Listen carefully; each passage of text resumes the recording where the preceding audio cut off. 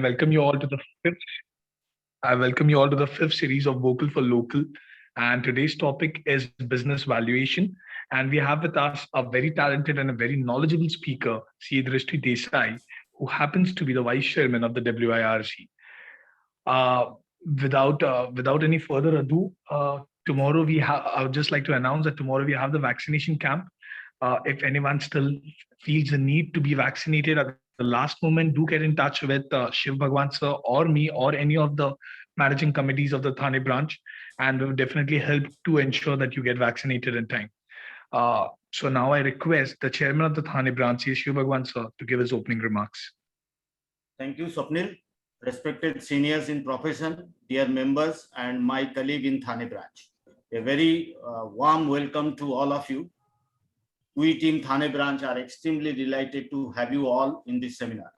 Since today's speaker is also vice chairperson of WRC, I take this opportunity to appraise her and all the members there activities carried out by Thane branch apart from regular CPE seminar. We are the first branch to get into CSR activities as early as August 2020, when we received goods worth 2.5 crores from Dabur India Limited, mainly vitamin-enriched juices. We distributed the same in all slums across Thane. We also engage other branches such as Pune, Satara, Ahmednagar, Kalyan Dombivli branch, apart from various other social charitable institutions. We are one of the first branch in WRC to start vaccination drive, especially for our members in the month of April, 2nd and 3rd April. Now we will be doing for members, students and their family members tomorrow and day after. And we will continue to do so till every student, members and their family members get vaccinated. On the eve of 73rd CA Foundation Day, we have already done blood donation camp attended by WRC Chairman Manish Gadia sir also. Now we have plan to have mega mask distribution camp at 73 different locations of Thane, thanks to unnamed donor. This year we have started Vocal for Local speaker series to promote networking among members of MMRDA region. Current series is being fifth one. In this month, June itself, we have generated more than record 5,000 CPE hours. All this was possible due to support from my colleagues in Thane branch, staff here, and all the members of Thane branch attending in large number. Coming to today's seminar, Business Valuation Technique, we have CA Drishti Desai ma'am having in-depth knowledge of the subject. However, a formal introduction will be given by CA Arvind Jain short while from now. We also recognize presence of RCM Kamleshji Sabu, the past WRC chairperson, Preeti Sawla ma'am, and galaxy of past chairman and managing committee members of Thane branch. Let me publicly acknowledge their contribution towards Thane branch. Thane branch is what is today because of their efforts and of course support from members at large.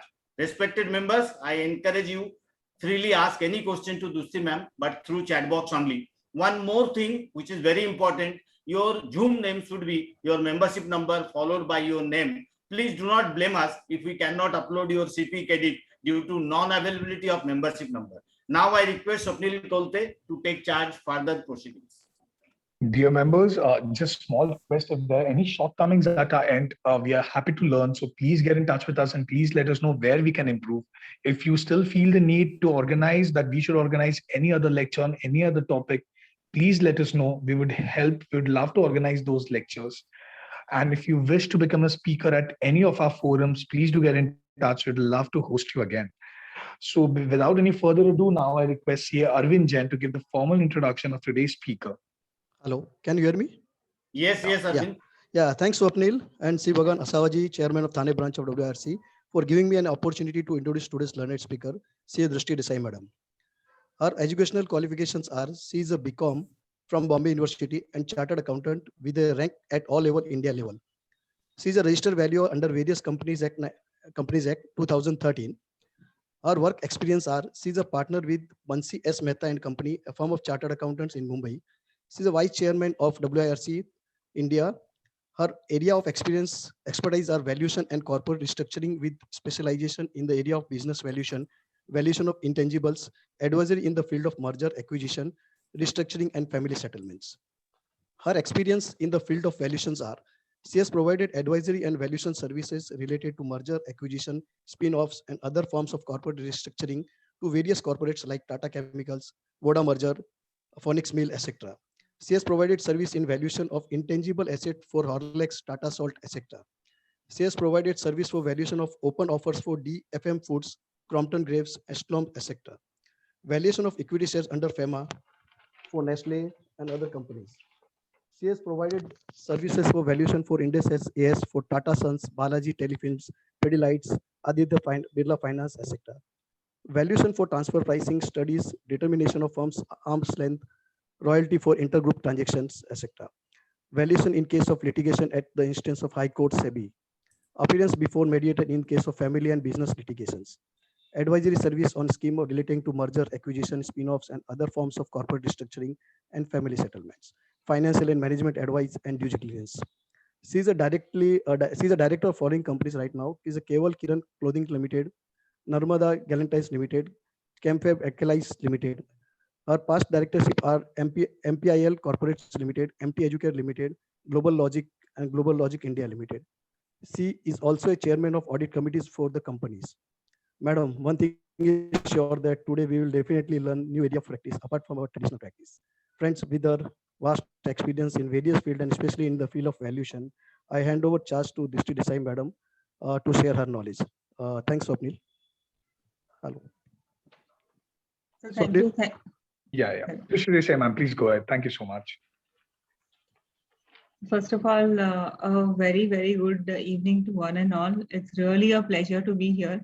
And Asava ji for inviting me over there and having this wonderful conversation pre-meeting. I think I really enjoyed it.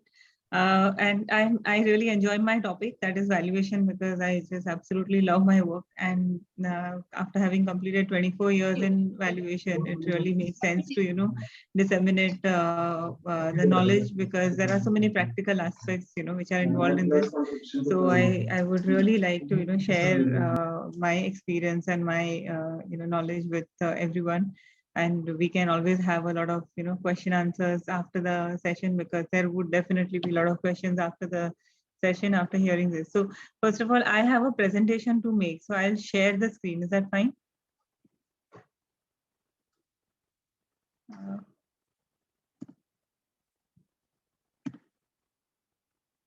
Can you see my screen?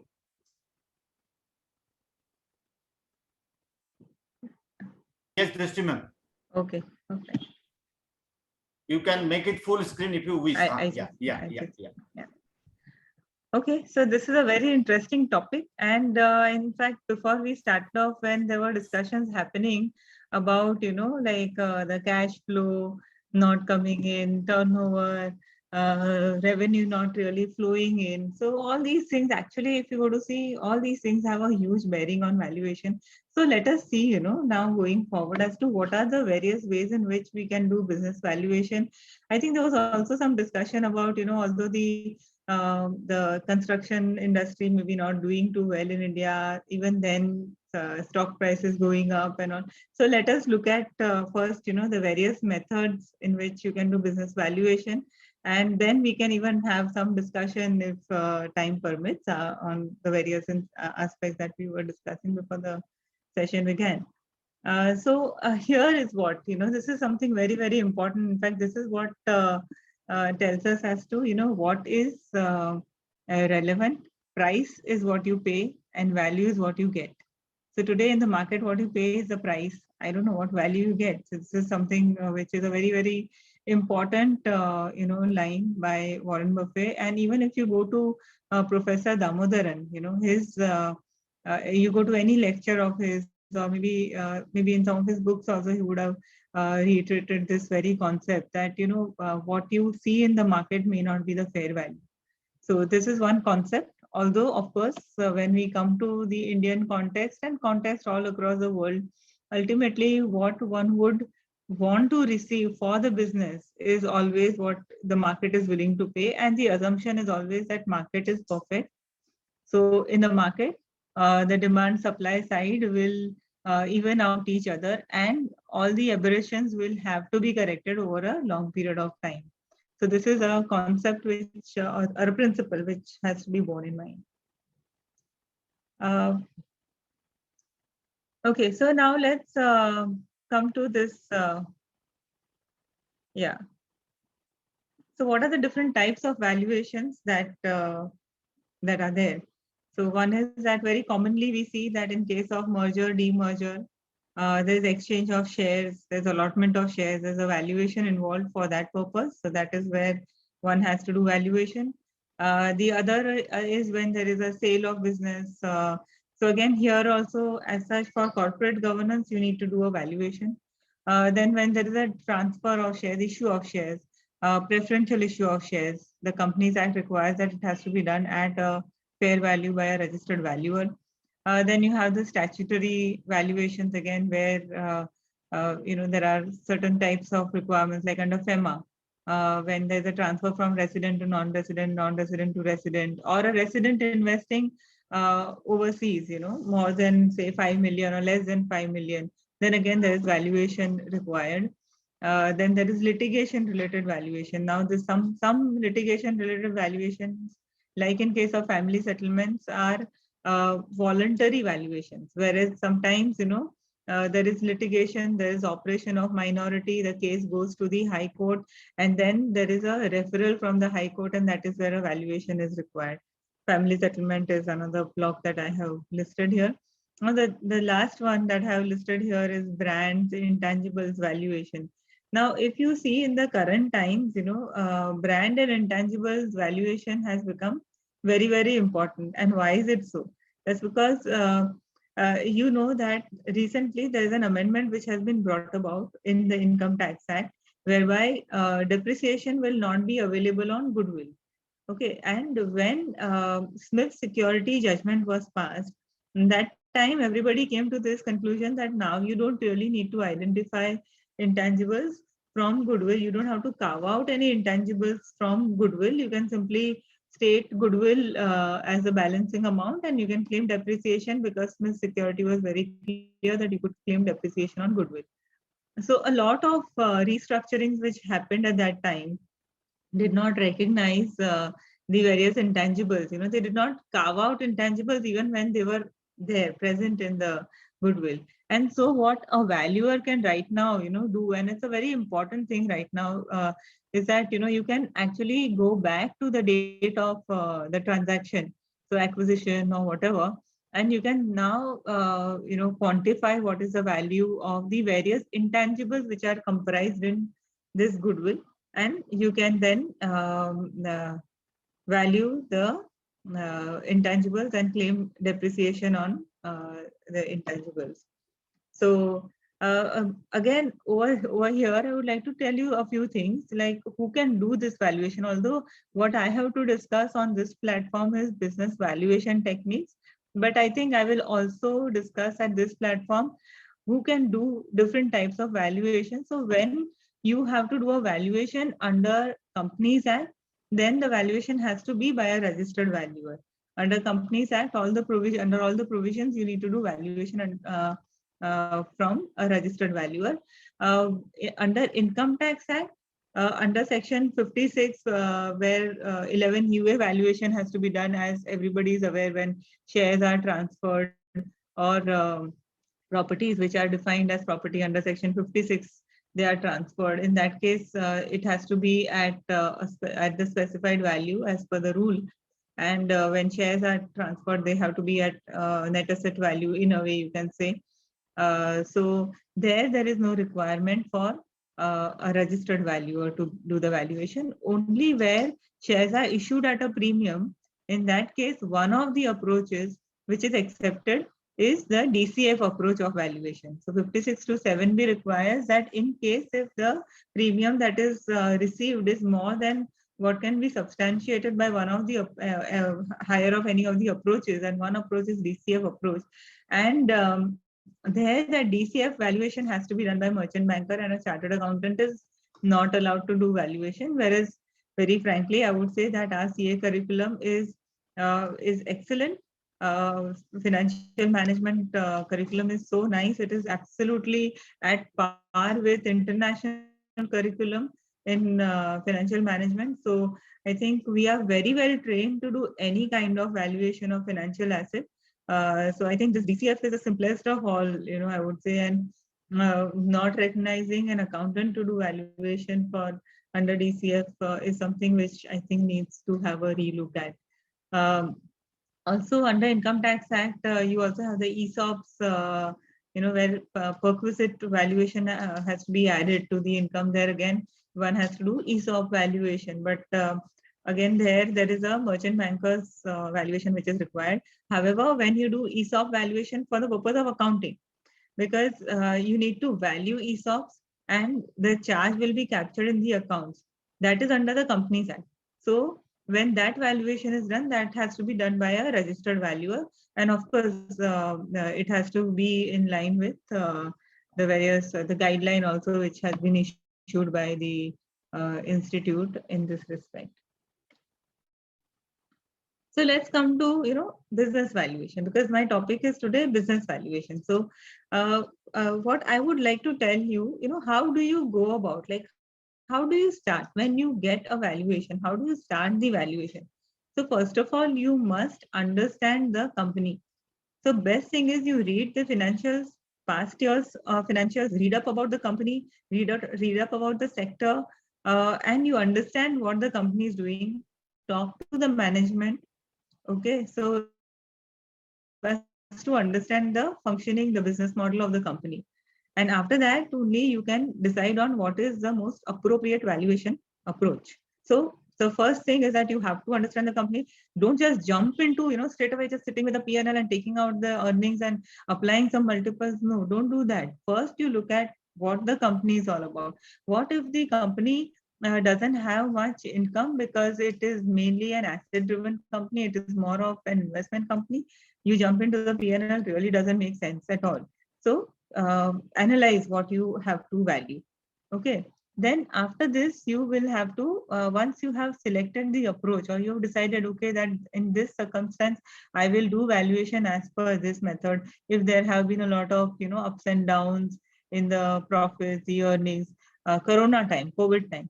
COVID time has also thrown up absolutely a very, very different scene before us. In fact, this year is much better in so far as the visibility or the perspective is concerned. If you ask me, last year, everybody had to take some call because last year at this time, we still did not know what we were looking at, so different times will tell you as to what is the right thing to consider, whether you should take the past earnings, you should take the future earnings, you should take 2 years hence, you should take an average of. So you have to assess as a valuer as to what is the right approach to valuation. Then you have to see what are the comparable companies, okay? And then you have to compute the value. So this is an overview that I have just now discussed.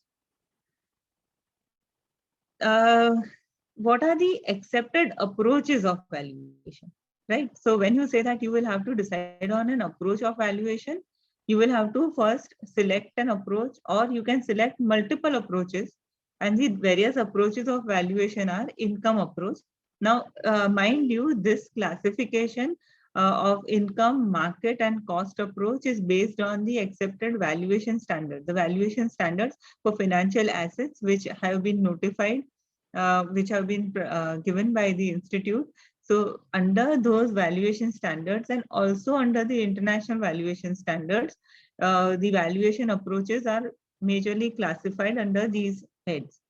So you have the income approach, you have the market approach, and you have the cost approach. Broadly, these are the three valuation approaches that we look at. Now, what is income approach, right? So income approach is where you are trying to find the value of a business based on the income that business is likely to generate, or it can be also based on what the income that business could generate in the past. So in a way, you can say that it is based on the discounted cash flow approach or a yield approach.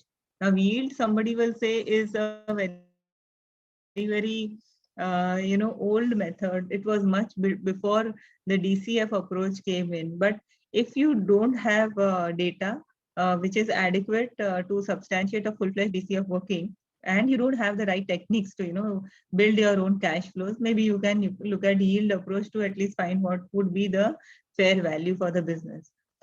So under DCF approach, what we do is we find out the cash flows for the business and we find the present value. We also take a terminal value, which is the continuing value after the explicit projected period, right?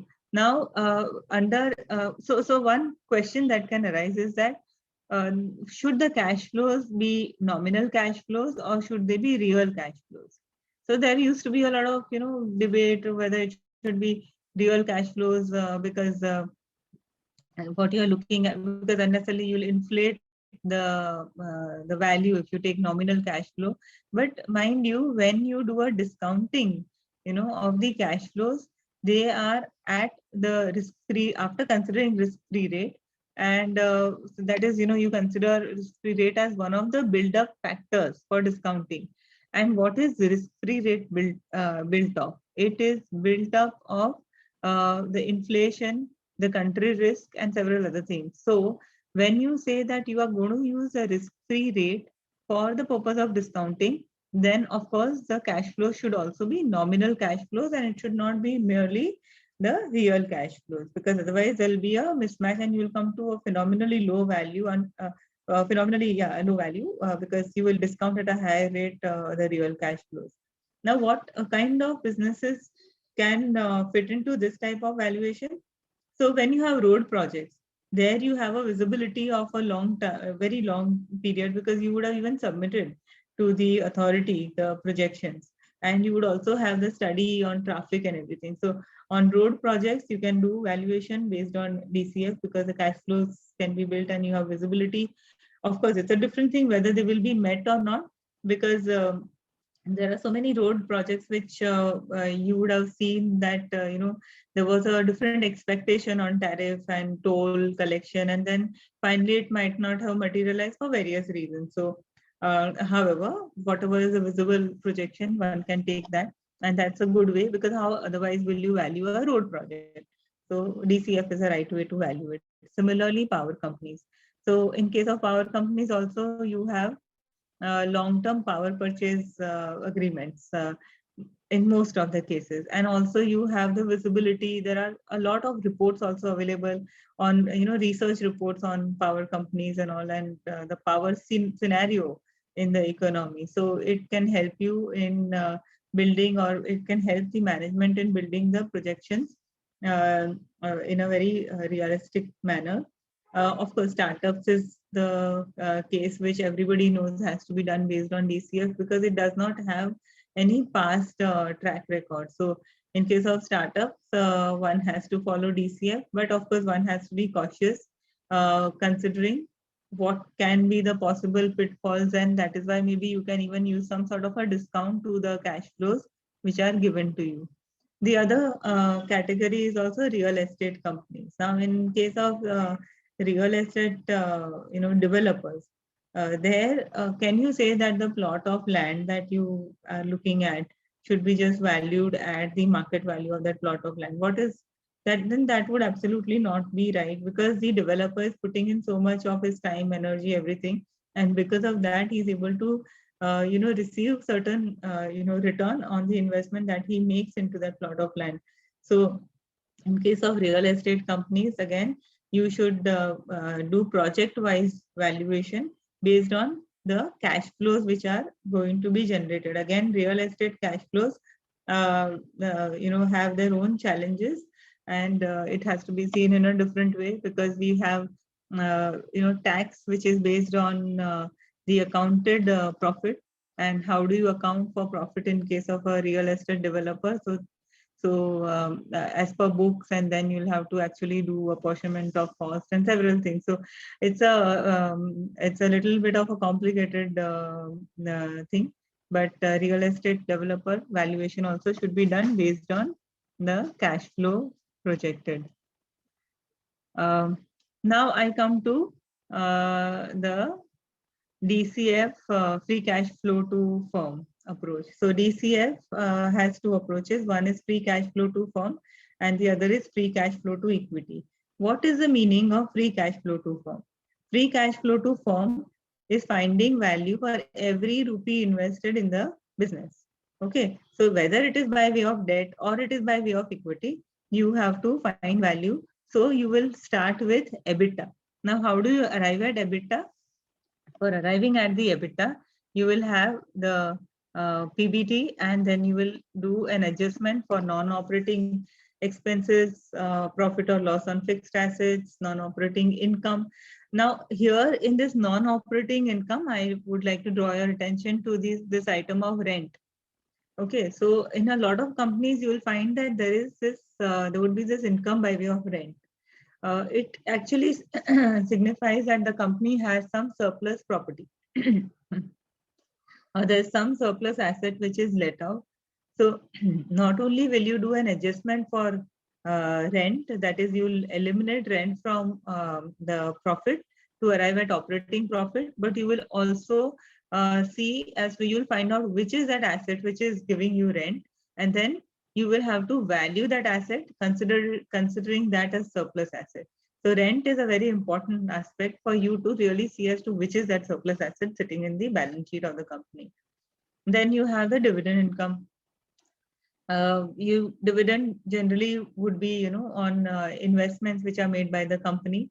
And if these are not strategic investments, then you would dividend income has to be taken as non-operating. And even if these are strategic investments, I would say that one should do valuation of the investments and then capture that value rather than take dividend as income, because it's absolutely a non-operating income.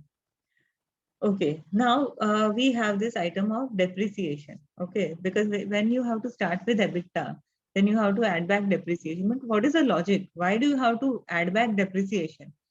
So the logic behind this is that when you are investing in a business, you are looking at not only your upfront payment that you're going to make for acquiring that business, but you will also see what is going to be a commitment going forward into the capital assets of the company, or maybe working capital, so many things.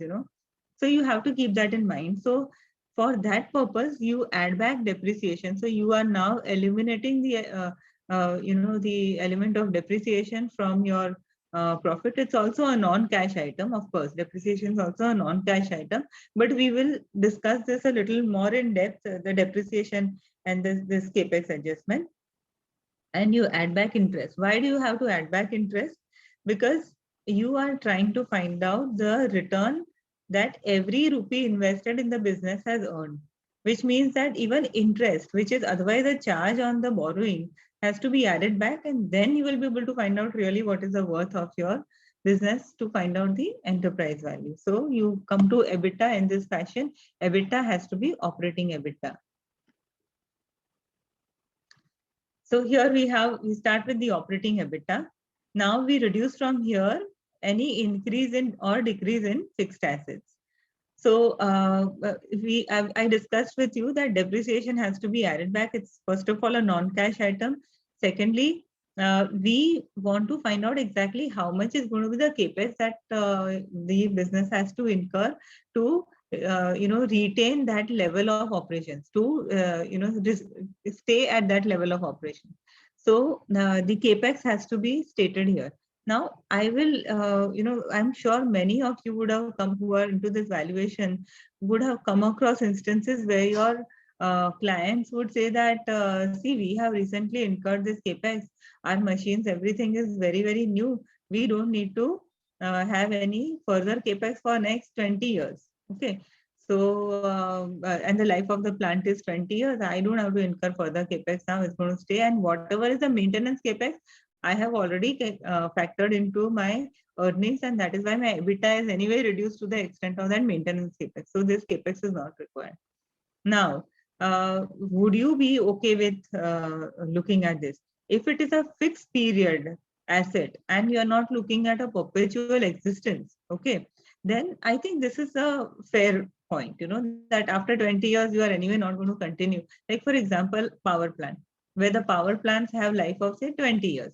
So there, if you have, if they say that, okay, after 20 years, anyway, PP is only for this period, we have visibility only for so much time, and the plant's life is only so much. So beyond that, we are not expecting any capex. That is it. So you will obviously do a cash flow valuation for power plant for only that limited period, and at the end of that period you will take the scrap value of the plant. But where it is a continuing business, right? So there you would definitely take into account what is the capex that they'll have to keep incurring from time to time. So there are several ways of doing this. Supposing you have an instance where somebody says, okay, for explicit period, I don't really see much capex to really come about. We will not incur much capex here. But going forward, can you expect that this zero capex position can continue? I would say no, because you will have to replace the plant, you will have to replace your machines, you will have to replace your capital goods, right? Because they wear out. So you will have to factor in, at least in perpetuity, you might have to factor in capex as equal to depreciation. So this is something which one has to bear in mind.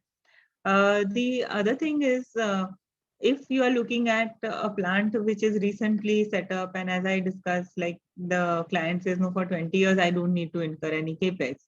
Maybe then you can build a model where you capture in the recurring capex after every certain number of years, right? And you will also factor in some bit of inflation to find out what would be the probable capex. It's a very, very far shot, but maybe that is another way in which one can look at the capex outgo in perpetuity. That is something which can go into perpetuity also.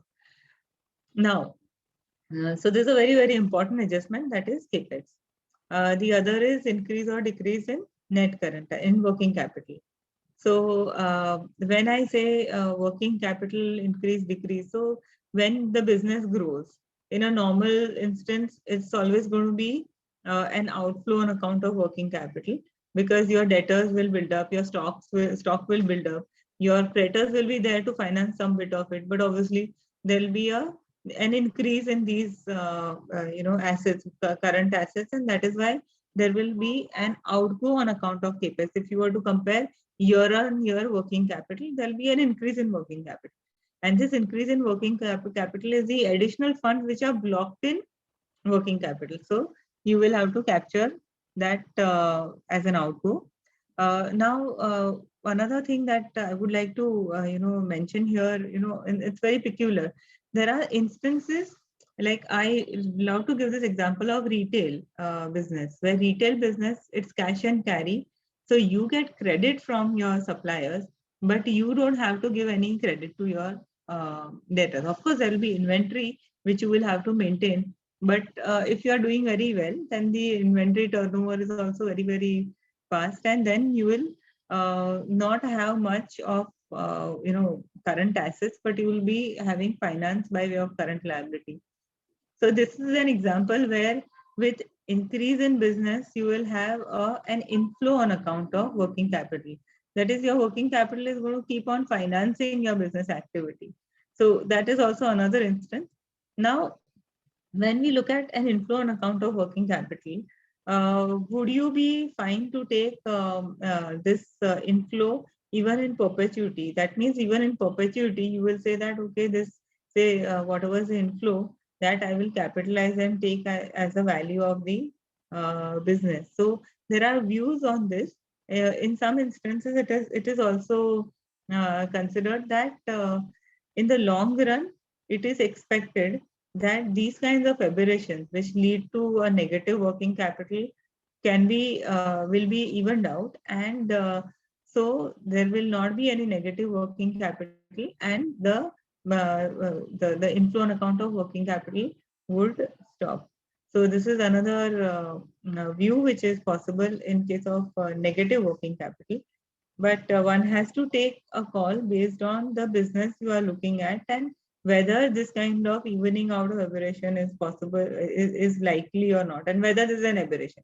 Because if this is a normal business model, whether you will call it a special situation. Then we come to income tax. Now, this income tax, the item of income tax is very important. Income tax that you calculate here is not the income tax that you calculate in your books of accounts. No, it is not that. You would have worked out what is your EBITDA, right? Now your income tax will be on your adjusted profit before interest. And you would have adjusted from this EBITDA, you will have to make an adjustment for tax depreciation. So this adjusted EBITDA as adjusted for tax depreciation, on that you will calculate your income tax, and that is the income tax outgo which you will have to write here. Of course, you will have to see what rate of tax is applicable, whether it is MAT rate, whether it's a normal rate. Normal rate means whether it's the 115 BAA or what are you going to exercise. So it all depends on finally what call the client has taken. So income tax is again an item which requires a lot of working. Then the other item that has to be added is the perpetuity value. Then we have discounting. I have mentioned here mid-year discounting. That is because the cash flows are expected to accrue evenly throughout the year. When you do a year-end discounting, then in that case, it is assumption is that the cash flows accrue at the end of the year. And then you are applying the discounting, which is a year-end discounting to that cash flow. But when you know that cash flows are not accruing at the end of the year, but they are accruing evenly during the year, then should you be taking a year-end discounting? Because that would not be correct. What is the meaning of discounting? Discounting is to find out the time value of money, right? So when you are going to year one, and if you know that it is happening evenly during the year, then why should you take a year-end discounting? Okay, so that's what is the meaning of this mid-year discounting factor, and we will discuss that also a little bit in depth going forward. And then we come to the discounted cash flow, which is a multiplication of free cash flow to firm, and the perpetuity value. We'll also have a separate part dealing with perpetuity value, how to calculate. So this total of everything gives you the discounted cash flow value of the enterprise. So this is the enterprise value, which is the value of every rupee invested in the business. Now from this enterprise value, you will reduce the amount of debt. You'll reduce your contingent liabilities, which are likely to crystallize, and you will add surplus assets.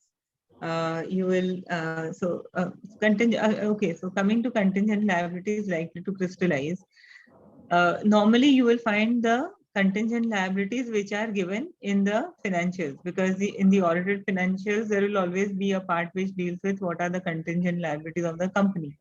There are certain contingent liabilities which are absolutely contractual liability, like for liabilities, for example, bank guarantees. It's in the normal course of business. So one may not take those liabilities as contingent. You need not take that as an outgo. But if there are certain litigations which are going on, there are some certain claims made, you may have to go into those claims, and you might have to find out what is the probability of those crystallization of that claim. You may even have tax, litigations, and then you'll have to find out what is the probability, what cases are there. So you might have to go a little bit in depth, or you can even take from the management as to what is their take on the various items of contingent liabilities, because it is possible that, the management themselves will have to give, under the management representation as to what is the probability of the various liabilities to crystallize.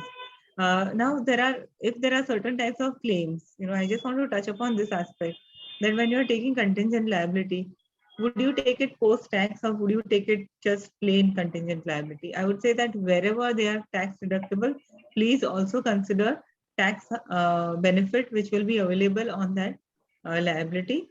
So you can consider, like, for example, if there are some claims which are not penalties under any statute, and just plain simple claims, and if you if the management has taken a view that they will be able to get a tax deduction on this, probably you can even take a tax deduction on that claim and take contingent liability reduced by the amount of tax. Next, we come to surplus assets. I have a separate part which deals with surplus assets, so I will deal with that in depth over there. So you add surplus assets here, because what you have got here is operating profit, and you have just applied discounting to the operating profit or completely operating cash flow. No element of surplus asset is incorporated in your EBITDA. All the income expenses from the surplus assets are eliminated from the EBITDA, and so you'll have to make an adjustment for surplus assets separately. And then you come to the business value as on the valuation date. Valuation date is very important, because that actually determines what will be your discounting, because the projections would be given to you for various periods, and the discounting will be from the valuation date. So it is very important to set out what is the valuation date right at the start. I have seen some reports where the valuation date is not very clearly specified. Don't make that mistake. Valuation date must be set at the very first instance.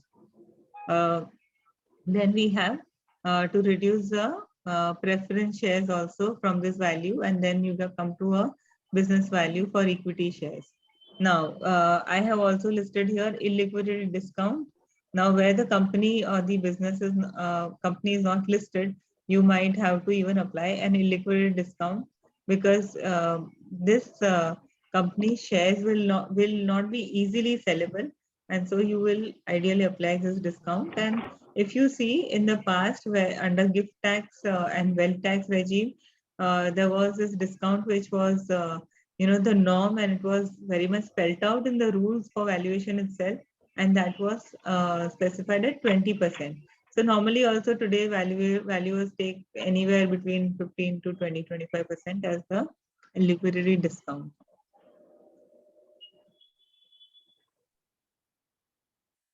Okay, so okay. So now we have this aspect of what are surplus assets. Okay, so the assets which are okay. So all assets which are not operating in nature are surplus assets. They are not really needed for the business operations. So you have to take that surplus assets after considering the tax outgo. So that is also very important. One must consider what is the tax outgo on the surplus assets and to consider the value. Because surplus, for example, if there are, okay, so let's go one by one. Let's take examples of surplus assets. Supposing you have a plot of land, or maybe there's some flat in the company which is lying vacant. It is given out on rent, or it may not be given out on rent, but it is surplus, and it is proposed to be sold or may not be sold. It's surplus in nature. Then when you take the value of that property, then you should also ideally take what is the notional tax outgo on that, because here you are taking the value as if it is going to be sold. Now, if you are taking that value, you should also consider what will be the tax outgo on that asset. Now, other thing is investments. It's a very important element of surplus assets. Most of the companies have investments, and we have seen from empirical study that investments, in case of listed entities, if you do an empirical study, you'll find that the investments lying in the books of the company or held by that company may not be reflected to the fullest extent in the market price, which means that investments which are held through a company or through another entity suffer some sort of a discount in the reflection of of value of the holding company. So you have to also use a discount for the investments which are held by a company. Okay, so here I think I forgot to touch upon this cash and bank aspect, cash balance, when I was dealing with working capital. Now, whatever is excess cash which is with the company on the valuation date, mind you, only on the valuation date, that will form part of surplus asset. When we go to the aspect of finding out increase or decrease in working capital. So what does working capital comprise of? So when you see the projections, your client will give in the working capital, he will give even the cash balance which is built up over a period of time because of the profits which are generated by the company, the surplus cash which is lying in the company. Because most of the businesses may not have projected as to what is the deployment of those funds. If there is a projection on the deployment of funds, nothing like it. That's the best thing. But if it is not given, then it may be sitting in your cash and bank balance. So if you don't eliminate cash and bank from your the current assets, in that case you will have a situation of cancelling out the cash flows generated from operations. where you will have cash flow which will be generated from the operation. To that extent, your cash and bank balance would be higher. So your working capital increase will be there, and that will cancel out whatever is the cash flow which is generated by the business.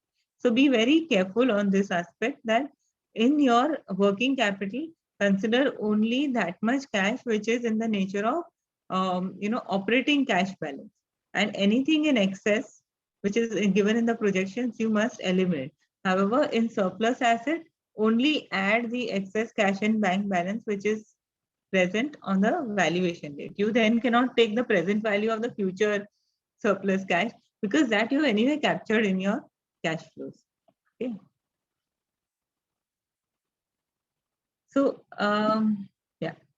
So now we have a very important aspect, which is how to select peer group.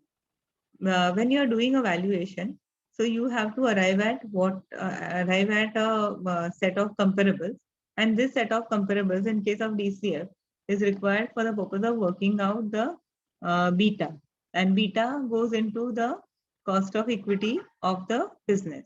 So when you have to do that, and the company or the business you are looking at is not having any reflection in the market, then in that case you will have to go to the listed comparables. So how do you do that? From the various databases, first of all, you'll put a search for the specific sector that you are looking at. You'll get a list of all the companies. Then you will find out what are the listed entities in that. And then ideally, you should put a revenue filter also. Because you see, depending on the size of the company, the riskiness of the business may vary. A larger company, in most of the situations, will be less risky than a smaller company, because the larger company will have a better hold over the market and better, controlling position over the market. So a larger player may have a lower risk, and that is why it is better if you can then you should apply a revenue filter. And the other thing which I have not listed here is also, yeah, okay, it's listed below, that you should also check for the frequency of trading of the shares of the comparable companies.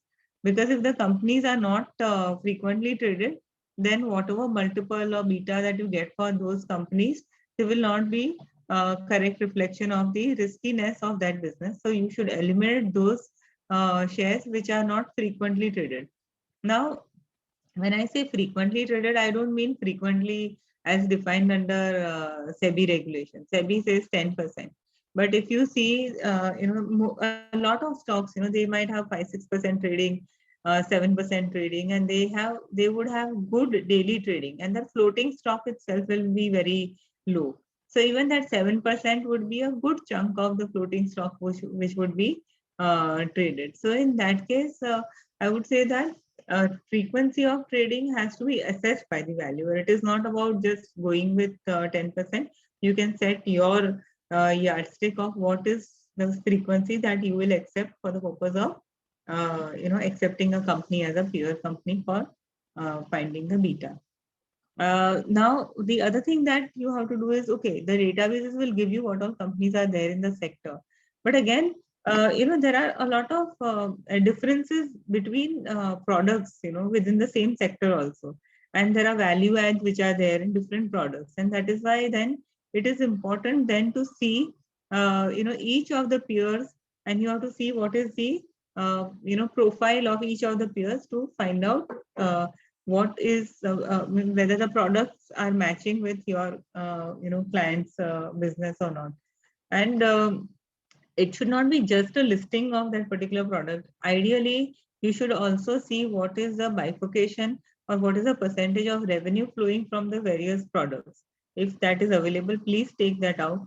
And if you are comparing a company with your means a company with your target company, in that case, you should at least see that 50% of its revenue should be somewhere aligned with the product that your target company is dealing in, similar at least, so that you are dealing with a similar risk profile company. I can't go ahead.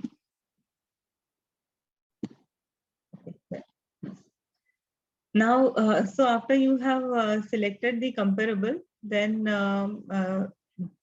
one has to work out what is the discount rate. So there are two types of cash flows which can be worked out.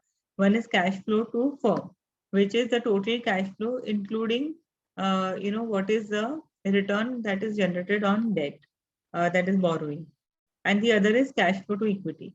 So again, discount rate will be two types of discount rates. One discount rate which applies to free cash flow to firm, which will be the weighted average cost of capital, which captures the cost of debt and the cost of equity, and you have to apply a weight to it. Now, weight of equity, I will just there. Okay, so here I have just given a very simple example of weight and the cost, and have worked out what is the weighted average cost of capital. But I want to tell you something more here about the weight of equity. So what is the weight of equity? So weight of equity for a business is really the value that you are finding under DCF, because what you're finding under DCF is the market price, and that is the weight of equity. A lot of business houses will say that this is absolutely not right, but this is how it has to be done, that you take for the weight of equity, you take the market value of equity. That is what you get under DCF. So you'll have to do a little bit of a iterative model, and you'll have to enable iteration in your Excel, and you have to cross link. Okay, so now here we have as I said, I will discuss here the mid-year discounting factor. So what is mid-year discounting factor? So it works like this. So what is the normal way in which you work out a discounting factor, year-end discounting? It is 1 divided by 1 plus R is to N, right? So in first year, it is 1 divided by 1 plus R is to 1. Second year, it is 2, 3, like that, right? But that is year-end, okay? Now, supposing in the first year, I am assuming that all the years have the same discounting rate. Okay, because actually in the right way of modeling and valuation, one cannot have the same discounting rate over all the years. That is because the debt is always very fluid. Borrowing is always very fluid. So with repayment of borrowing or with further borrowing, you will always have certain difference in leverage. And when the leverage difference happens, it will have a bearing on your cost of equity also. So, and the weight of debt equity, everything will change. So everything has to be absolutely interlinked. And so the model has to throw up with iteration, the new rate of discounting for every year. And when we do mid-year discounting, we take the discounting till the last year. Say, for example, if you are doing mid-year for the third year, your year-end for second year is taken, and we raise the discounting for the third year to half, and you multiply the second year-end discounting with the half year discounting, which will give you the mid-year for third year. And this is a formula. It's very easy. If you do it in Excel, it is very easy to do this. You will be able to run a model with this, and you can try it. In fact, it's very easy. So all that you will do is just a half year you can take in a different row, and full year you can take in a different row. You can do the multiplication with the earlier year, and then you can just for each year, mid-year, you will just multiply the earlier year-end cumulative, that factor, with the half year discounting that you have worked out for the year. Okay, this is your mid-year discounting, which should be considered. Now here I want to talk about the various types of businesses. Like, for example, in some businesses, you might have cash flow coming in at different times. For example, if it is a seed business, you will have cash flow coming in at the beginning of the year, because your May would be the month when maximum sales will happen. And then you will have again, you will have then the other mid-year also, where the the seed sales happen. So the two crops which have to be considered, and that time will coincide with the cash flows which come into the business. So really, you ideally should be taking discounting which factors this kind of movement in cash.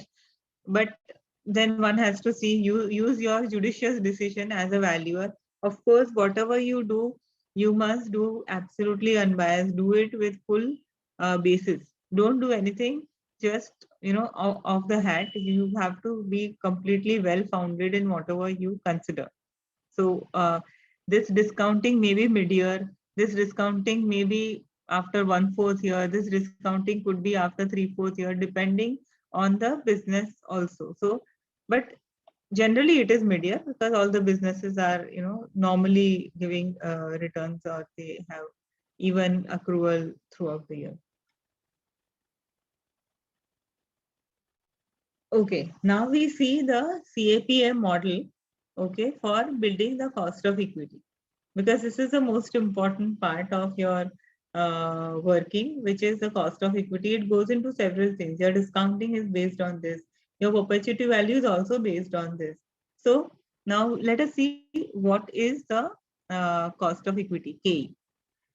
So here what you need to do is you will take the risk-free rate, and to that you add the equity risk premium of the market adjusted by beta. Okay, which is that, okay, I will tell you. So you have the total risk premium of the market, of the equity market, right? But the sector may have a different risk profile. And so you will have to adjust the total risk that you see for the entire equity market for the sector specific risk, which is beta. We will come to beta a little later because there's an in-depth discussion that I have even for beta. But before that, let us first understand what is the risk-free rate. So risk-free rate is nothing but, what you see as the, 10-year government bond yield, or maybe if you are looking at projections of a longer period, you might even have to consider longer. But ideally, people always take a 10-year government bond yield for the risk-free rate. Now, in India especially, if you see, risk-free rate has had a lot of movement in the past. You see, you can study the risk-free rate 10-year government bond yield now over say last 10 years, 15 years, and you see how the rates have, had a swing from time to time. So there's a, it's like waves, of that, because so should you take the risk-free rate as prevailing on the date of valuation? A lot of valuers do that, but I have a different view here, that this is the rate that has to apply over a long period of time. And so we need to see what will be the discounting rate for, at that time. And so we should ideally take a longer horizon risk-free rate. And so maybe you can look at an average risk-free rate over a period of time. And that's what, I prefer. So this is the risk-free rate. And then let's come to the, okay, so let me discuss even the equity risk premium of the market. So there are various ways of doing it. One can even find out by way of, so there are databases also which give you what is the equity risk premium of the market. There are also workings that you can do. Like you have, you say, you can just find out as to what was the index, say 10 years back. But of course, equity risk premium ERP has to be found over a very long period of time. So maybe if you take a 15 year, so you take what was the index at that time and see what is the index now. Okay, and you have the, you'll find out what is the return that the market has generated over time. So you find out the CAGR, and then you will reduce the risk-free rate from that. That is one way which is very commonly adopted. But mind you, over here again, in this method, a lot of people use just a current risk-free rate. Now, if you just use a current risk-free rate, you are actually not, you may not be doing the right thing, because if you see over a period of time, the ERP is always related to how the economy has functioned, which is absolutely inseparable from the risk-free rate. So when you see the ERP, the return that the market has generated over time, it is also because of the inflations and various other factors from time to time which prevailed in the market. So when you are just considering the current risk-free rate, it might not be very, very right. So You can even take this ERP from Damodaran's database. He comes up every year in the month of January with the risk-free rate, with the ERP for different countries, So you can take your ERP even from Damodaran's database. He has a very, very useful database. You can use that.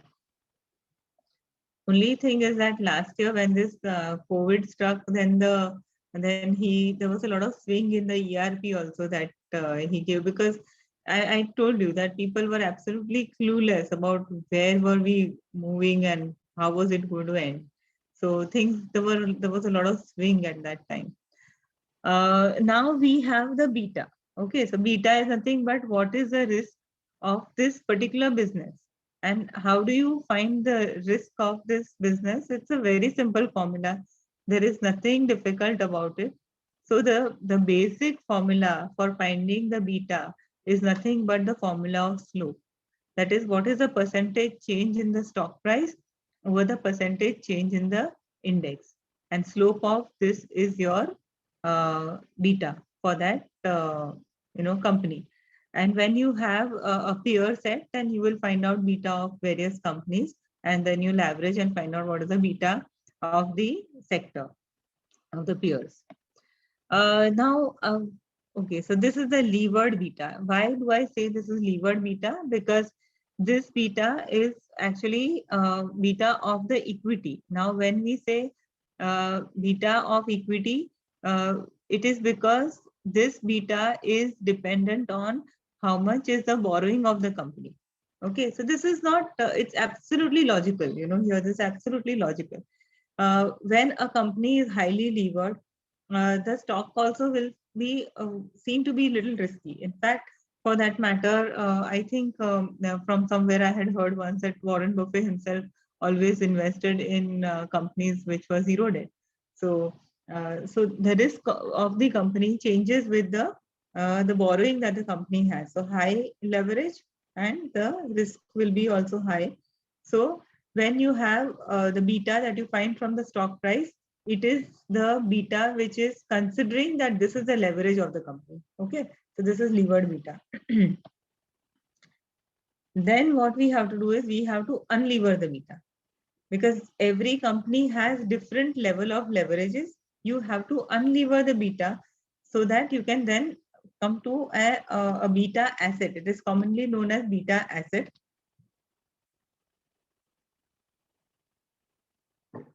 So how do you find the beta asset? Here is a formula that I have given here.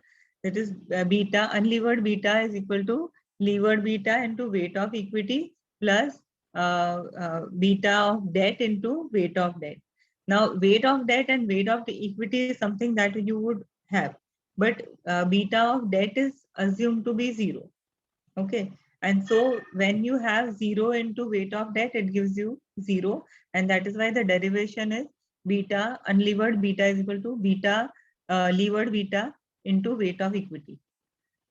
So weight of equity you multiply with the levered beta and you will be able to come to unlevered beta. Similarly, when you get this unlevered beta of the various companies, you will then re-lever the beta. Now, when you find out beta of these various companies, you have to also make an adjustment. I think I know I have not mentioned it here, but you will also have to adjust for surplus assets.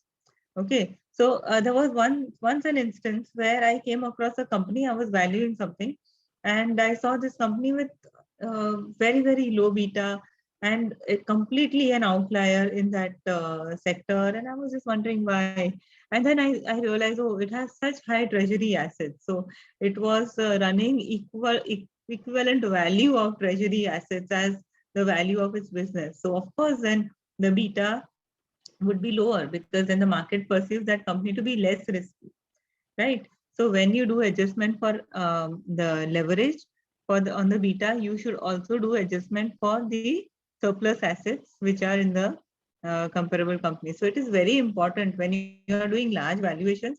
It is important that you develop your Excel formats, where you actually put the items of the balance sheet that you require to be dissected for the purpose of all these workings, and it has to be in a standardized manner. So once you have your formats ready, you will not miss out on anything. So we have all these, it's very easy for an accountant to make these formats. Is very simple. It's just to be made in Excel.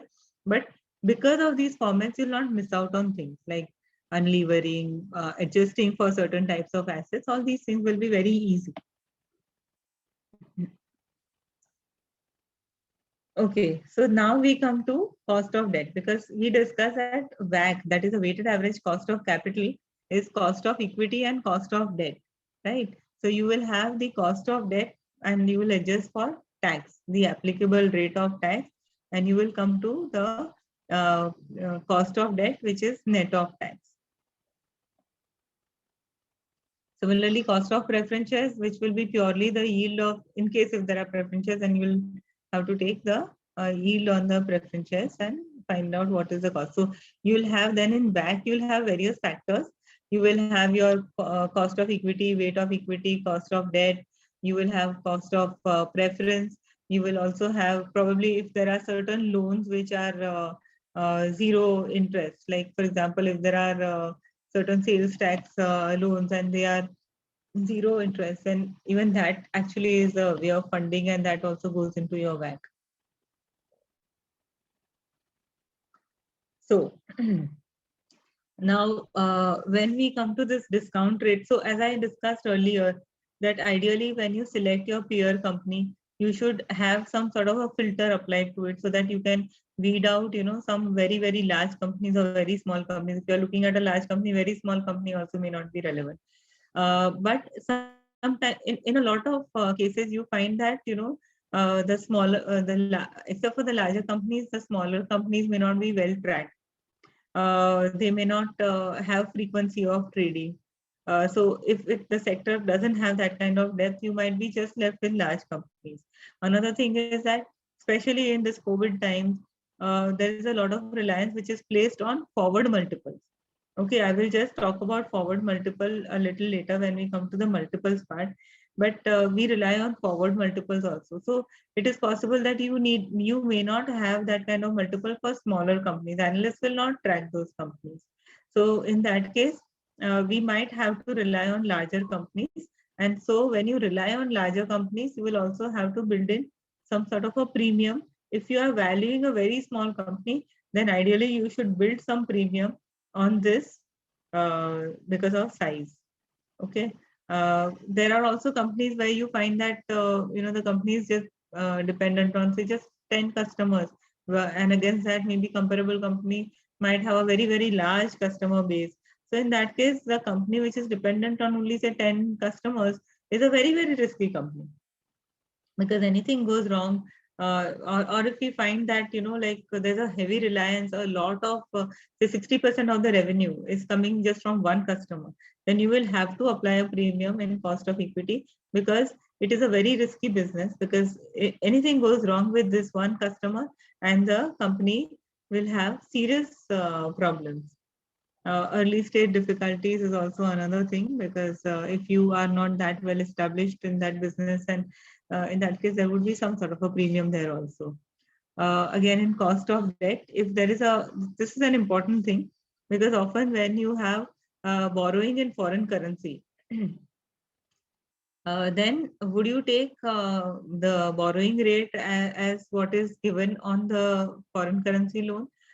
You have to, I would say that you should do an interest rate parity. Okay, you should bring that interest rate on the foreign currency borrowing to the interest rate relevant for the currency of your valuation. Okay, so you will do this interest rate parity and bring in the rate which is relevant to the currency. Now, because I'm talking about foreign currency, I just remember, in risk-free rate, most important is that you have to take the risk-free rate of the currency in which the projections are made. Okay, sorry, I'm digressing a little and I'm going back a little, but I think there's something I missed out and I must tell you this. There are many instances that I come across where I find that the currency of expression, say, is in USD, and then they say, okay, this you should take this this is a cost of equity the management has considered, which could be just in Indian rupees. Is it correct? I would say no. If it is expression of cash flows in US dollar, then you must take risk-free rate, which is also for USD. But because the currency of expression captures the inflation which is built into that currency, risk-free rate also captures the inflation which is built into built in for that currency. And so if your expression currency of expression is USD, you must take risk-free rate also in USD. There are also instances where I have seen that the management would have given us projections in so-called USD, but they would have converted the INR projections into USD at a constant rate. The question is that in such case, would you take, the risk-free rate of Indian rupees or US dollar? When you are taking a constant currency exchange rate, which is the current exchange rate, and converting Indian rupee current projections into US dollar, you are actually not really expressing the projections in US dollar because it is a constant rate. You have not captured the currency parity between USD and INR. And so in such a case, you would take the risk-free rate of Indian rupees because it is a constant rate which is considered. Just keep this in mind, and maybe you can even, if the management changes the exchange rate, taking the long-term parity, then of course, then you can take USD again. So this is a very, very important aspect that I thought I will share with you. Then you have the projection risk. So sometimes, you come across projections which are, you feel may not be achievable. They are, very, very optimistic and all. Maybe then you can also apply some sort of a discount to the projections, or you may apply some sort of a premium to your cost of equity. So these are some of the aspects you have to bear in mind. Now we come to the growth rate. This is also a very important aspect because perpetuity value most of the times gives you 80% of the total enterprise value. So 80% of the enterprise value is built out of perpetuity value. Now growth rate is very, very important in determining the perpetuity value. Now what is the growth rate? Because people would say, oh, in India, it should be like 7%, 10%. My business will grow at 10% in perpetuity. Somebody may say, no, long term, it should not be more than 3%. So there is a lot of, deliberation generally that happens over the growth rate. Now there is this one formula also, which I'm sharing with you. And this formula is that the growth rate post the explicit period could be also based on the return on capital employed multiplied by the retention rate. Okay, so when you multiply the two, see, whatever is the money which is retained back into the company, that will generate the assumption is that will generate the same return on capital employed as is generated currently. So when you apply that return on capital employed to the retention rate, then you will get the additional growth that you will get in the year after the explicit period. So that's one very scientific way of arriving at the growth rate. However, for the purpose of growth rate, you will have to capture several things. For example, if you are looking at a company, so my first example is liquidation approach. So first company, say for example, it is a power project. Okay, so with power project will have a life of, say, supposing 20 years, and after that the assets are going to be scrapped. I talked about this earlier. In that case, you will take a 20-year horizon for the cash flows, and then after that you will take the liquidation value of the assets. Okay, then you can have a simple stable growth. So when you are looking at a stable business and or a business which has achieved stability over the explicit period before the terminal year, in that case you can adopt a stable growth approach, and for that you can even look at the return on capital employed model, but that also assumes that you will continue to earn the return on capital employed for every additional rupee invested in the business, which is likely, but anyway, so so in the stable growth approach, there are two things that you can look at. One is that you have a continuing value, and the other thing is perpetuity value. So let's first talk about the perpetuity value. I will go to the next slide, which talks about perpetuity value. This is a very simple formula. This is simply Gordon's growth model. Now, Gordon's growth model was based on dividend. This Gordon's growth model we use for the cash flow. So you have the last year's cash flow, projected period cash flow. Now you know that the company has projected that this cash flow will, will grow by a certain percent or something, then or you are assuming that it will grow by 5% or 10% or 6% post the explicit period, then you will build the next year, the first year cash flow post the explicit period with that. So, or you can just have this formula where you have the last year's free cash flow multiplied by 1 plus R divided by WACC minus growth. Okay, and 1 plus R, 1 plus G, 1 plus R, 1 plus G divided by WACC minus G. Very simple. So this is the formula that you use so that you can arrive at the free cash flow to the firm for the year after the explicit period, and then you divide it by the WACC minus growth formula, which gives you a perpetual growth of that certain percentage. You are looking at a stable growth model here. Now here I have this very interesting question. What would you take as growth? Would you take the growth which matured markets will have, or would you take the growth which is seen in the company, in the nominal growth which is seen in the past? I think somewhere one has to strike a balance. Remember that we are taking, even for perpetuity, we are taking the risk-free rate built up into the cost of equity, right? And this risk-free rate captures the inflation expectation for that currency, right? So in a way, you are already assuming for perpetuity that this is the inflation which is going to be there.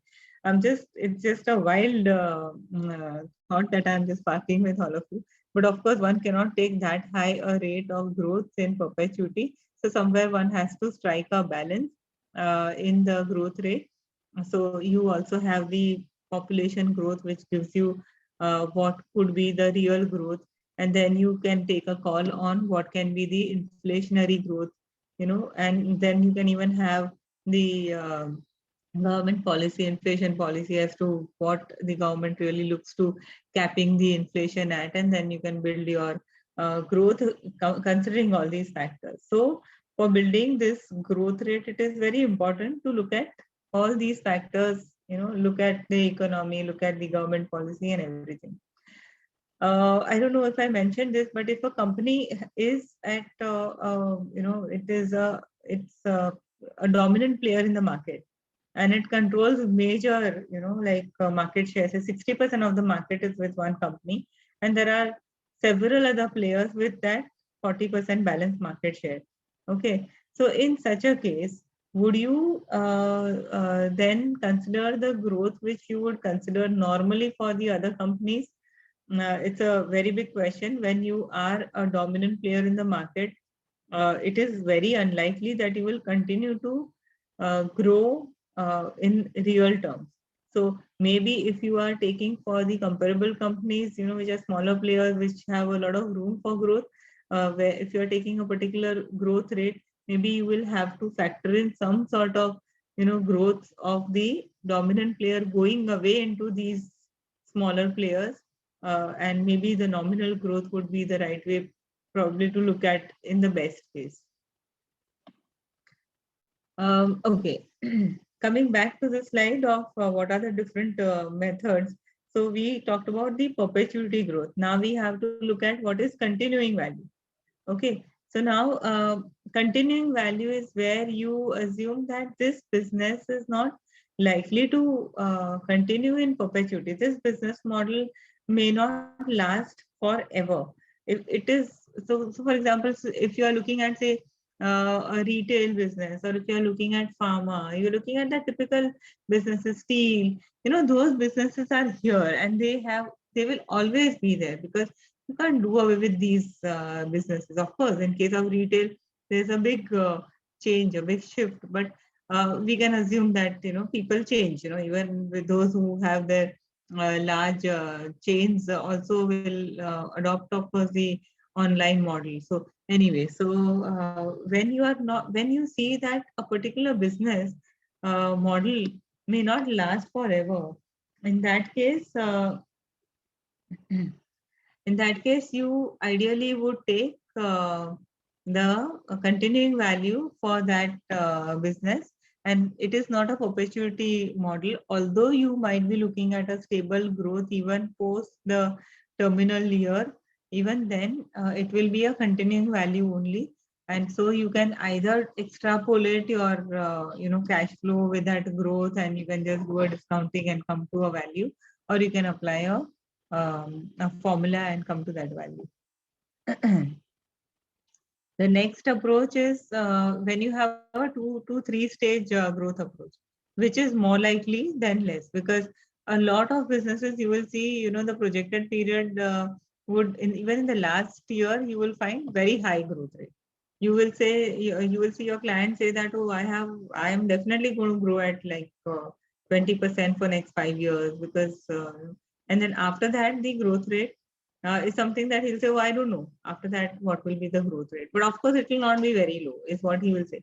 Probably because if he is a new player, and 5 years is a short horizon for a business to be, out of the high growth, it takes around quite a few years, So there will be a lot of room for such a player. In that case, you will have to consider a 2 to 3 year growth approach, and I have given here a formula for even this, where so here what you need to do is you will do a summation of your cash flow with growth, declining growth. So for example, if the last year is with a growth of 20%, then you you believe that 5 years after the last projected year, the client will come down to a normalized growth of say 5%. Okay, so supposing last year was at 20%, and then you expect it to come down to 5% after 5 years. You don't know exactly how that growth will move, but you are making an assumption of this type. In that case, you can take this model, and where you will do a linear decline in the growth rate, where you will say that 15% spread over 5 years. So 3% decline year on year, and that is what you will consider as a declining growth. So each year cash flow growth, you will decline by 3% over the earlier year. And then you have your VAT raised to that year. Okay, so because in the perpetuity value, you add to the last year. So last year becomes your 0 year. So your first year in perpetuity will have T of 1. Second year of perpetuity will have your T of 2. Okay, so like that, you will just, you can do that. And then you come to say the 6th year post the explicit period, right? So that is in the 6th year, now you are assuming that it will be at a stable growth of 5% going forward. Now you have the cash flow also, which has grown at that particular rate, at a declining rate, but now you have whatever is the cash flow for that year. You can very well do it simply in your Excel, and then you can divide it by WACC minus the growth of say 5% or whatever is your stable period growth assumption that you have. Okay, this is how you will do a 2-stage growth approach. You try your hand at Excel, you will be able to find out this very easily. Means it's absolutely logical, let me tell you. It just looks like sigma and all that, but it is very, very easy. Okay, then okay, so then now we have computation of free cash flow to equity. Till now, we talked about free cash flow to firm. Now we will talk about what is free cash flow to equity. So here the starting point will be free cash flow to firm. We discuss what it is. You reduce from here whatever is the interest cost, and then you also reduce you basically make an adjustment for the borrowing. So whatever is the inflow, outflow, whatever in borrowing, that you will have to adjust to arrive at free cash flow to equity. Okay. And you will discount this by cost of equity. We come to the last approach, which is the in income approach. Mind you, we are right now only discussing the income approach. So this is the last approach under income approach, and that is the yield approach. Yield approach, I really like this approach, and let me tell you, this was something that I have seen Mr. Maligam also follow in the past. And believe me, if you don't have much information, I think this is a good approach. A yield approach is actually nothing but finding out the perpetuity value in 0 year. Okay, so this is yield approach where you will consider whatever is the profit. If it is a maintainable profit, it's a stable company, you can simply take that profit and you can then apply your Gordon's model, or you can apply even the same formula that you use for perpetuity. You can apply that and you can come to the yield based value of a company. Now we come to market approach. Okay, till now it was only income approach, which is highly accepted, and that is the value. That is a fair value. Although when we say that market and fair value may not be the same, the assumption, as I told you right at the start, is that the market will always align itself to the fair value in the long run, because the returns have to get aligned everywhere. Okay. So what are the various components which are there in market approach? One is market price method. So if you have a company which is a listed company, then you will look at the market price of the company. Will you look at a single day price? No, you will not look at a single day price. It is not correct. You should ideally take an average of the past period. Would you take a weighted average, volume weighted average price of the company?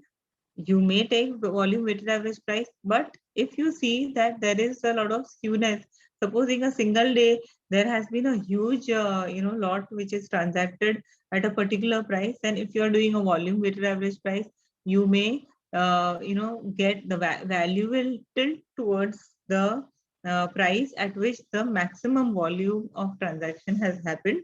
And so maybe in such cases you may not use a volume weighted average price, which is commonly known as VWAP.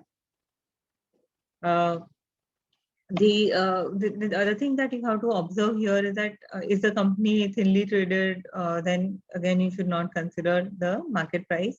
Ideally, company should have healthy trading, only then you should take the market price of the shares. So it could be 6 months, it could be 3 months, depending on the time. You have to take a call as a valuer, but the call has to be based on the situation which is existing. So for example, I will tell you, when COVID struck last year, okay, then say if you are doing a valuation in in the month of say April, right? Then would you take a very long-term average? May not, because you don't know. One would not know where the prices would move. Then when things started clearing out, say by October, November last year, things were looking quite clear. Okay, things are now, this is how things are going to be and all. So then in that case, would you take that extreme period where everything was super subdued, 6 months, which captured that the downturn in the market?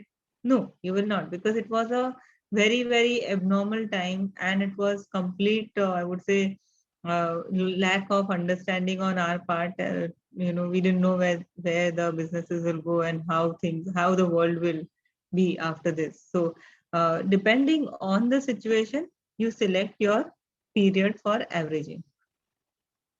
What are the various methods which you take under market approach? So you have the EBITDA approach, that is EV to EBITDA. EV is enterprise value to EBITDA approach. You can take price to earnings approach, that is P multiple approach, and you can take price to book multiple approach also. So all these will go under now market approach, classified as market approach, although the denominator, the factor which is captured here could be earnings, it could be the book value. So if you see in olden days, all these, so EV, EBITDA, price to earnings would be captured under earnings approach. Price to book would be captured under the asset-based valuation approach. And in fact, even today, when you have to give the value matrix to SEBI in case of certain, in case of listed companies transactions, then you will have to explain that this is akin to the earnings approach. Everything will go and sit in market approach, and SEBI and the regulators will say, oh, where is the earnings? What happens to the earnings of the company? What happens to the asset of the company? So somewhere you will have to do some sort of an explanation over there. So here again, when we look at the earnings approach, we have to normalize the earnings. I think that's something which we have discussed in detail. So you have to normalize and eliminate all the surplus, the income flowing from surplus assets, or if there is some loss on sale of some asset or something, just remove that and come to a normalized earnings. And similarly, even when you work out for comparable companies, you will have to find out what is the normalized earnings for all the comparable companies. Okay, so you find out the normalized earnings, and then you find out the multiple which is based on the normalized earnings for those comparable companies, and then you apply it to the normalized earnings of the target company that you have. And then to that you will add the surplus assets and of course reduce the contingent liabilities. Now in this case, since I'm talking about enterprise value to EBITDA approach, what you get is the EV at the end of this multiple. Now this is a good approach where, because here this method will kind of even out the differences because of leverage.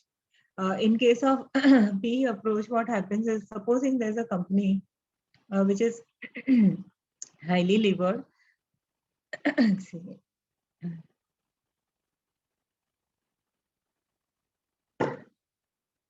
Yeah. So if there's a company which is highly levered, then it will have a very high interest burden, right? So the PAT will be quite low because the interest burden will be quite high. So PAT will be low. But in that case, the EBITDA would be high.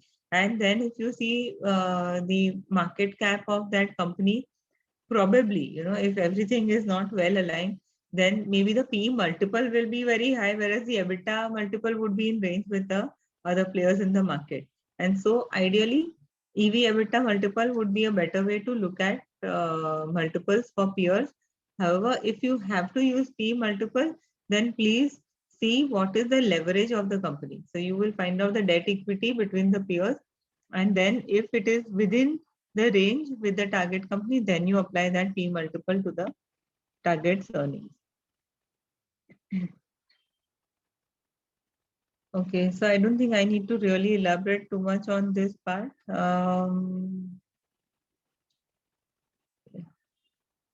I talked about this. This is just adjusted for growth. Now we talk about the price to book. This is an interesting multiple, especially when you are doing certain types of, I've written here, certain types of business valuations, like for example, NBFC companies, or you have, manufacturing companies with high capital base. Then in that case, price to book multiple would be a good way to look at the value of the company. In case of NBFC company, you will take the price to loan book, multiple. That is also a very good reflection, although you would obviously also consider the PE approach, because that actually captures the net income margin of the company. But price to book also is a good multiple to use in case of NBFC companies into lending business.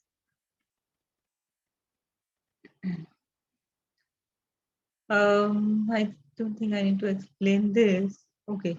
Now I come to turnover approach. We come across, turnover approach when we are using some sort of a, rule of the thumb approach, because turnover approach does not capture the profitability of the company, right? But sometimes it so happens that, in case of, say, for example, retail companies, you would have a, it will be important to look at the turnover of the company. So turnover multiple is a relevant multiple for, these types of special business like retail company. It is very, very important. Though I would not fully agree that cyclical companies we can value based on turnover multiple approach, although you can rely a little on that. It would be more like a benchmarking of the value. Okay, so then we come to benchmarking. So what are the benchmarking approaches? So benchmarking. So for example, if you're valuing telecom, so you have the subscriber base and you have the enterprise value, right? So you have, you will be able to find out what is the EV per subscriber. Or there are various things. In case of telecom, there are so many approaches which can be used. Very interesting industry to value, but though it doesn't, it's lost a lot of its value over a period of time because of the tariff structure which prevails in the country. So in case of telecom, subscriber base would be a very important, matrix for valuing. So similarly, in case of cement company, in case of a cement manufacturer, the capacity in tons also would be a very important, method of valuing the, the plant. But again, within the companies, again, there are various things which go into the operations, and because of this, some companies may have better operations, some better profits, and some companies may not have better profits. And so this should be only ideally used only as benchmarking. You should go with cash flows or earnings of the company to determine what is the value of the business. This can be, as I've written, used mainly as a cross check. Again, the other thing which one can use is the comparable transaction multiple approach, where you take the recent transactions and you can apply that transaction multiple to the various parameters, for which those multiples are available. And then lastly, we come to the cost approach. So under the new valuation standards, you now have the cost approach, not the NAV, not the net asset value, but the cost approach. Now, what is cost approach? Like if you are doing business, would historical value of the asset be relevant for deciding what is the fair value? If today you are doing business and somebody came and told you that, okay, why don't you sell this business to me at asset minus liability, what is appearing in your books? If it is not really just, if the assets are not very new, they are old assets, will you agree to it? You may not agree because you'll say that is not the value of my business, right?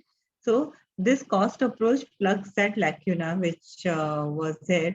So in cost approach was used, but now it is brought into the valuation approaches by way of the standard.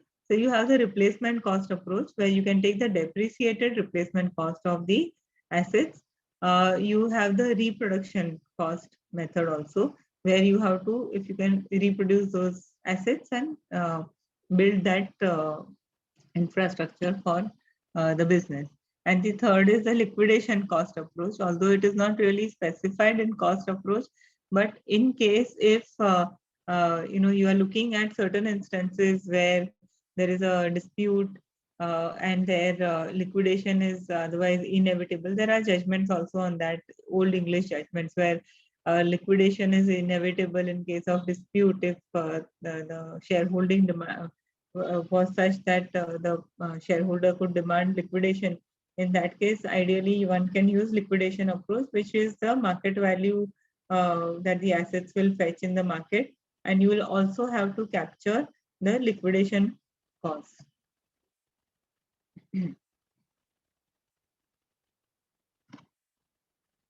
And then the last, I think this is one of the last slides I have, which is on payback period. Ideally, when you do a valuation, you should also find out as to what is the payback period it is throwing up. So if you find a value and based on your cash flows itself, the payback is working out to be some 25 years or 30 years, you have to understand that you have overvalued the company. Okay, so you should have a reasonable payback period is what I would say. So in case of valuation, as a just to see where you are, where you stand, ideally also do a payback value working. And if you see the if you see any investment banker, a PE investor, you will find that they they in fact find out the value of the business based on payback. They first they know as to how much is the return that they, or what is the cash flow from that business, and they will actually set a return that they want to earn, and then they will demand that they invest at a particular price. That is how the value of the business is often decided. Lastly, these two things very relevant. I talked about illiquidity discount, but another thing that you have to capture is also control premium, depending on the stake that you are looking to valuing. So it may happen that if the stake that you are looking to valuing is substantial, then the control premium and illiquidity discount can even cancel out each other. So this is okay. Okay, so these are the various value drivers, which I think everybody would absolutely know, because we are chartered accountants and we really know how to place our business. So it's absolutely very simple to understand this. So with this I end my presentation. I thank you for giving me this opportunity to interact with all of you here. I will stop share.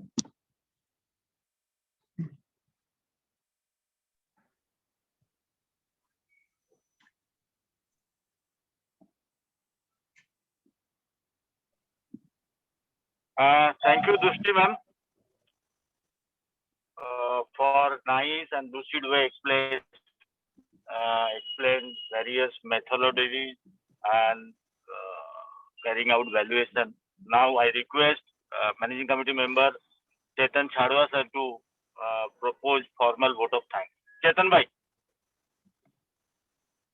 Yes, thank you, Asav sir.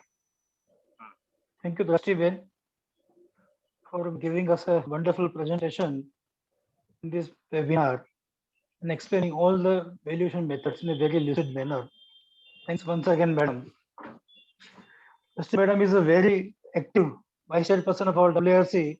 She has initiated very, I think, coach and wow series for the CLAD members, which we forgot to mention in her introduction. A big round of applause to all the participants for participating and supporting us in large number, and always motivating us to do better and better again and again. Thanks to our event sponsor TGSB Bank for always supporting us. Also, big round of applause and thanks for our branch staff for giving us necessary technical support to conduct this webinar smoothly. Thank you. Thank you very much. Yeah. And just one more thing I wanted to add, because now I'm just wearing the hat of WRC Vice Chairman, since you mentioned it. So I will just say something here, that the income tax portal has several challenges, and we have also made a very lengthy representation to the Direct Tax Committee of the Center, and it has really worked very well. There was also a presentation made to the Finance Ministry, and we can actually hope to see many changes come about in the portal. But of course, all the changes may not be captured. So I would request all of you, if there are any specific, the glitches that we keep coming across, please feel free to reach out to WRC. You can post it to me. You can post it to Manish Gadia. I'm chairing the Direct Tax Committee also. So we keep on collating all the issues and putting in a very centralized manner to the ICAI, so that we have one voice before the government. Thank you, Drushti ma'am. And by this, I declare end of today's session, today's webinar. Thank you, everyone.